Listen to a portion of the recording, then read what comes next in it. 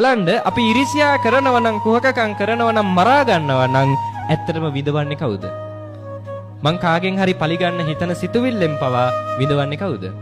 තමන්මයි නේ. ඒ නිසා මතක තියාගන්න ඔබට විඳවන්න ඕන නම් වෛර කරන්න නේ. ඔබට විඳවන්න ඕන නම් කුහකකම් කරන්න. නේ ඔබ අනුන්ට ඉරිසියා කිරීමෙන් අනුන් විඳවන්නේ නැහැ. කවුද විඳවන්නේ?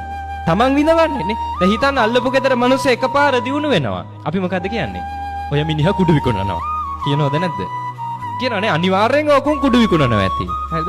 හිතන්න ඇත්තටම අල්ලපු ගෙදර මිනිස්සයා කුඩු විකුණනවා. හිතන්න ඇත්තටම විකුණනවා කියලා. දැන් කුඩු විකුණනොත් හැමදාම සතුටින් ඉන්න පුළුවන්ද? බෑ. හැබැයි ටික කාලයක් හරි නේ. ටික කාලයක් හරි නේ යාළ කුඩු විකුණලා යාන වාහනයක් අරගෙන ගෙයක් දොරක් හදාගෙන ටික කාලයක් හරි කුඩු විකුණන මිනිස්සයා පවා සතුටින් ඉන්නවද නැද්ද? ටික කාලයක් හරි සතුටින් ඉඳීනේ නේ. හැබැයි හිතන්න ඒ ඉන්න ටික කාලෙත් නේ එයා සතුටින් ඉඳිද්දිත් විඳවන්නේ කවුද? කුඩු විකුණන්නේ නැති අල්ලපු ගෙදර මිනිස්සයා නේ. දැන් බලන්න කුඩු විකුණනටත් වඩා ඉරිසියාකාරකම භයානකයිද නැද්ද?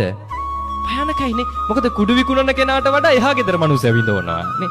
මම ඒ නිසා ඔබට යෝජනාවක් කරනවා අඩුම අල්ලපු ගෙදර මිනිස්සයා කුඩු විකුණනත් ඒක ඔබේ ප්‍රශ්නයක් කරගන්න එපා නේ. තමන්ට තමන් විශ්වාස කරන්නේ. තමන්ගේ පවුලේ අය විශ්වාස නැහැ. නේ එහා ගෙදර මිනිස්සේ යා කරන්නේ වරන් යයි නේ. අපි අරන් යන්නේ අපි කරන එක.